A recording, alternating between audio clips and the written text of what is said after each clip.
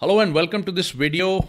I'm super happy to be recording this video and also be here in front of you today because I truly want to thank you for being a consistent subscriber and watching all of my videos because we have crossed over 100 videos, I think, only on the tactical sales call, which means we have probably covered almost every possible scenario and aspect of what can happen during that 30-minute sales call.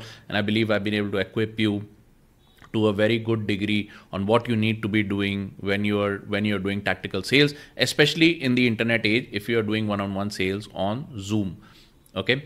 And truly thank you for being with me on this journey.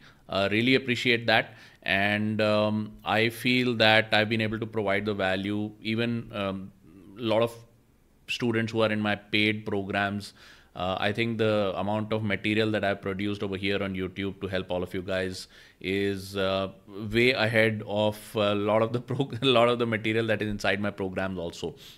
And that was my idea, that was my intention. And what I want to do now is I want to switch gears and go to the next level. I want to start sharing with you my whole journey on how I started a solopreneurship business. And solopreneurship is going to be the way forward in the Indian economy because first of all, it's very, very accessible. Anybody today can actually start a solopreneurship business within a couple of hours. And this used to be a dream back in the day when I started, because licensing, even if you get a basic Shop Act license, you used to have to go to an office and stand in line or hire an agent. It would take 2 or 3 days just to get a business set up. Today, we can do it online, and especially when it comes to the MSME movement, it's within a matter of hours you can be up and running on your business. Okay. And I've been able to do that successfully couple of times. I've been able to set up multiple businesses multiple times in my life. Some of them worked and some of them did not. And I want to quickly share with you what are the different models that have worked and how you can today, even if you want to work on the internet. Today I'm running an internet company where all my products are digital. Even if our services are digital, which basically means people are buying services from me which are delivered via the digital fashion. I don't really need to meet them physically. And even my employees who are working on our client projects, they are also sitting remotely, which means they work from their home. And there are some people who work in my company that I've actually never met in my life. And they have never seen them in my life also. I don't even know what they look like because they are probably 2 levels below me and my juniors have hired them and trained them. So I just pay the paycheck and I don't ever need to meet any employee. All of my staff works entirely online from their own home. Okay. I've been able to do that successfully in a repeatable fashion, which means during this particular journey of Startup Frat, which started in 2020, I've been able to help other people also do that and start health consulting businesses, financial consulting, own products, affiliate products, etc. entirely working from their camera, internet connection, laptop, whatever it is. Okay. And I want to just quickly share with you how you can also do the same. And India is absolutely primed for this revolution. The projections are already there that India as an economy will be driven by the MSME segment rather than the SME segment within the next 5 to 10 years. Okay. And a lot of that I was able to learn in the US during my Silicon Valley stint, where I saw that majority of the businesses that are powering America's growth as a business hub are actually under 3 employees. And over there, the micro enterprise is classified as under 3 employees. And most businesses out of the millions of businesses that are there in the US are actually under 3 employees. And that's the powerhouse that has made America such a great nation today. Similarly, India has been driven primarily by SMEs, which are 25, 50, 100 crore rupee companies who are maybe family-driven enterprises and manufacturers and traders and things like that. But you will see now that the MSME sector is going to really power up, and the capability of an MSME business to also reach 20, 25, 30 crores a year or even 100 crores a year right now is becoming very, very easy and is becoming a big reality. All right. So I would like to quickly start educating you on this journey, and this is just an announcement video to start this next round. And I'm thinking I'll probably be ending up making at least 70 to 100 videos only on this segment and taking you through my journey and sharing with you whatever I've learned. Okay, so once again, thank you for being a regular viewer. I just want to give you some material also for today. So what I want to do is I'm just going to share my screen as usual, and I'm going to go through what are the different segments of business. And what are the segments of financial evolution. So let me just share the screen again. I want to go through what are the different stages of financial evolution and what are the different stages in which you can truly go to free yourself in terms of financial freedom, as well as choices that are there in your life. Like in my case, I've made the choice to work 100% from home. Doesn't mean I work less, I work a lot, but I'm working in full view of my family. I have my family over here. I eat all 3 meals of the day at my home with my family, and that really helps me. I probably work harder than I've ever worked before, but it doesn't feel like it because I'm constantly at home and I'm there for my family. Okay, so that's a choice that I've made. Similarly, I've extended that choice to all my employees, which means they never need to get out of their house and get into traffic or get into the rain or the sun and go to work or things like that. They can just work from their own homes. Okay, so choices are going to expand, financial freedom is going to expand, which means money is going to expand. And what are the different stages? Along with increasing the money quotient in your life, the choices should also increase. Otherwise, then money is not good enough. It's not doing its job. Okay, that's what I feel. So let's go over here. We are going to go through what is the stage one. The stage one of learning to do business is to find prospects, which is lead generation and prospect qualification. To finding the prospect is the main thing. Lead generation and prospect qualification. Back when I started, I was still a medical student and I met my mentor, and I wanted to know about business. But when he met me for the first time, he realized I know nothing about business and where should he start? So he started by testing me, and he said, if you want to do business, I'm going to give you an exercise. If you can do that exercise, then we will know whether business is for you or not. And I said, okay. And he said that number one rule of business is you should be very, very comfortable going up to strangers and talking to them. So the homework I'm going to give you is I want you to go to the commercial area, which was MG Road or Main Street or whatever. And I want you to start saying hello to strangers and see if you can get a couple of phone numbers from them. And I said, okay, I'll say hello to people, but why will they give me their phone number? Or how should I ask for the phone number? Why should I ask for the phone number? What reason should I give?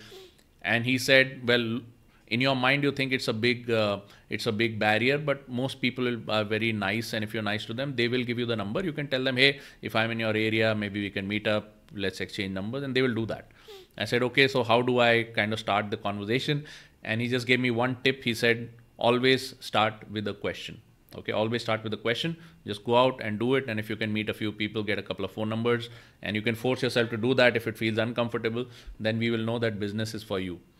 All right. And then give me a call once you've done that. I went out and actually did that particular evening, and I called him and I said, I did actually get 2 phone numbers. Okay. He didn't ask me what kind of prospects they are, like, what can you do business with them? Nothing like that. He said, if you can do this every single day and go out and meet strangers and get their phone numbers, then you can be big in business, because all of business is about meeting strangers. Okay. Thankfully today, because of internet tools and all this Facebook and all of these things, we don't really need to go out and meet people physically, because lead generation has become a much simpler exercise today. However, if you need to be rich, if you want to be rich, if you're in a job or if you're in a profession, or even if you're a commission seller and you want to grow out of any restriction that you have in your life, then the first step is you're going to have to learn how to get leads and qualify prospects. The second step, which is even more difficult, is actually selling and getting the money to change hands. What is selling is essentially closing. That means nothing else is selling. Providing information is not selling. All right. Having conversation is not selling. Being in your comfort zone and talking to people is not selling. Selling is essentially closing, which basically means getting the money to change hands, getting the money out of the prospect's pocket and into your pocket. That is selling. Very, very difficult.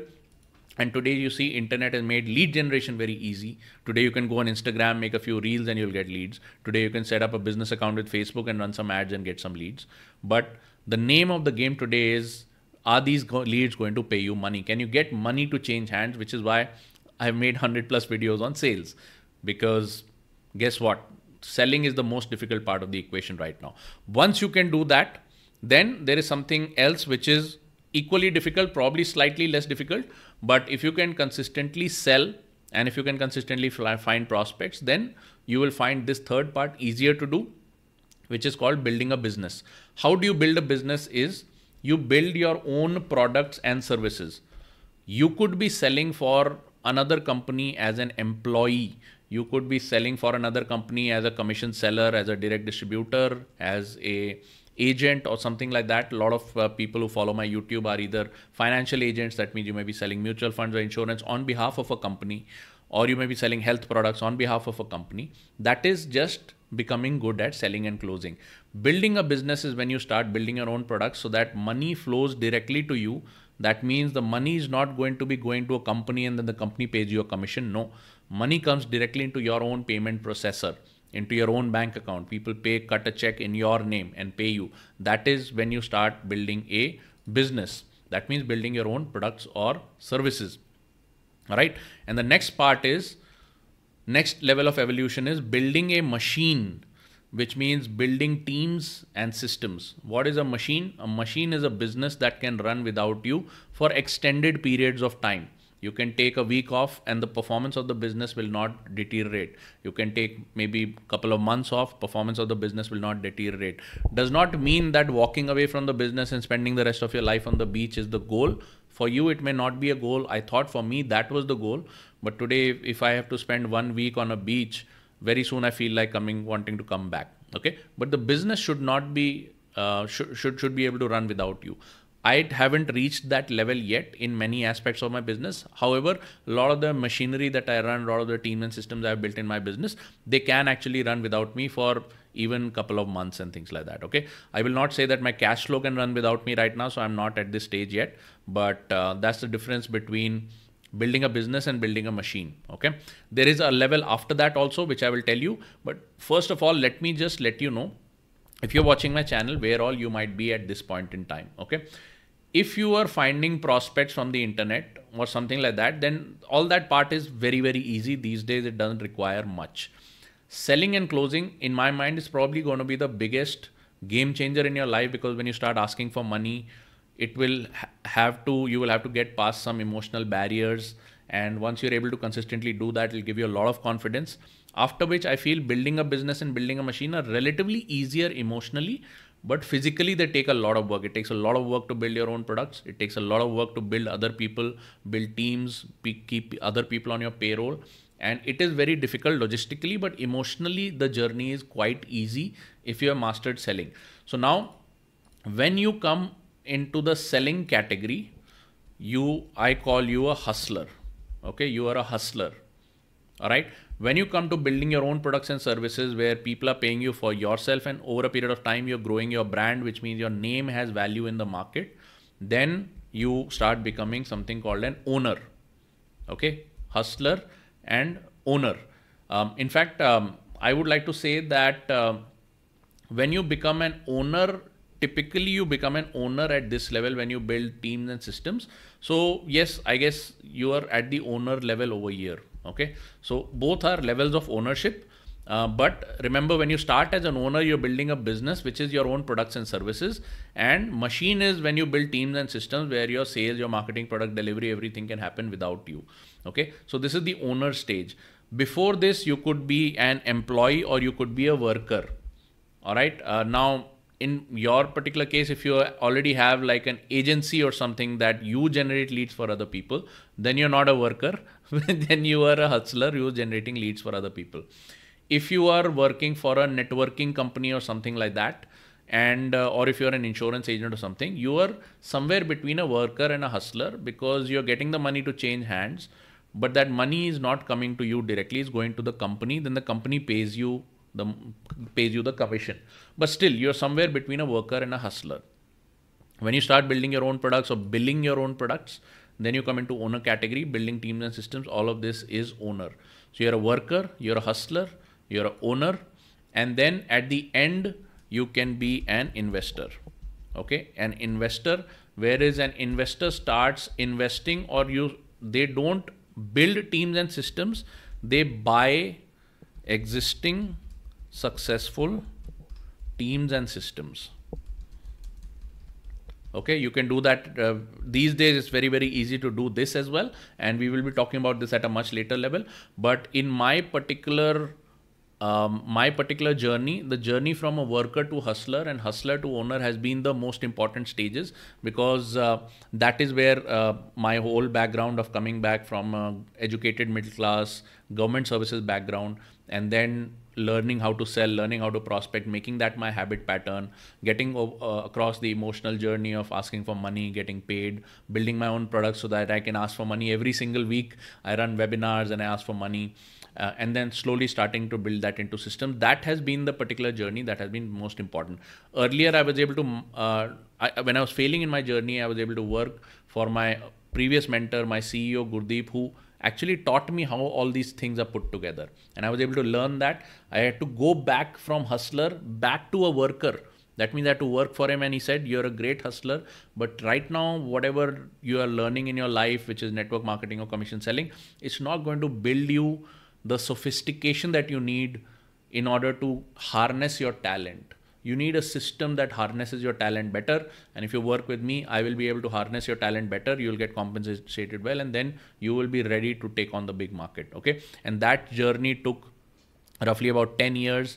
And once we had built and sold a company in Silicon Valley, which brought hundreds of crores of rupees of foreign exchange and taxes also to India, then he was able to tell me, listen, man, you're ready to go down your owner journey. And now you are ready. In fact, he told me, now you're so ready that I don't want you to get other co-founders. Don't do that. Don't need to for other partnership. You don't need any more information. No need to get extra money from investors and all, because that stuff is not going to work for you. You are ready. You can do it. You can do it single-handedly. And I want you to do a solopreneur business. Like he literally told me, don't take partners, co-founders or investors, because other people on the boat is going to split your decision taking.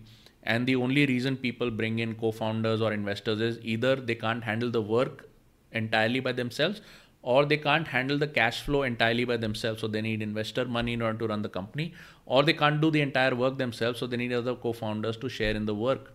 He said, but now you become so good that you can outwork a 6-man team directly, and you can take all the decisions yourself, and you can take on the pressure, and you can do it. Okay. Since then, I've been on that journey to turn successfully, finally turning myself, going from a hustler to an owner successfully, which journey was earlier unsuccessful. I was stringing between worker and hustler, and some things were working and some things were not working. And I was financially not successful. I had the skill of selling, but I was financially not successful. And then I started the journey again with my mentor, and I started all the way from worker to hustler and all the way to owner today. And throughout this journey, it's been amazing. And I truly want to give this gift back to you, because I spent 20 years doing it. A lot of the reasons why I started doing it, so that I could live on the beaches of the world and all, a lot of those reasons are now obsolete. Okay. And I have already spent 20 plus years of my life. So now if the whole thing has to make sense, I would like all of this learning to give back as a gift to you. If it can shorten your journey, it will be amazing for me. And if you can just share what all you're gaining from these videos, or any success that you got from using any of the techniques that I'm sharing, put that in the comments. That will absolutely make my life. Okay. It'll absolutely make my day. All right. So with this, let's get started on the next leg. I'm going to be making few videos on the hustler and owner journey, which is how do you set up a solopreneurship business? How does it work? And yeah, I look forward to seeing you in the next video. Bye-bye. See you.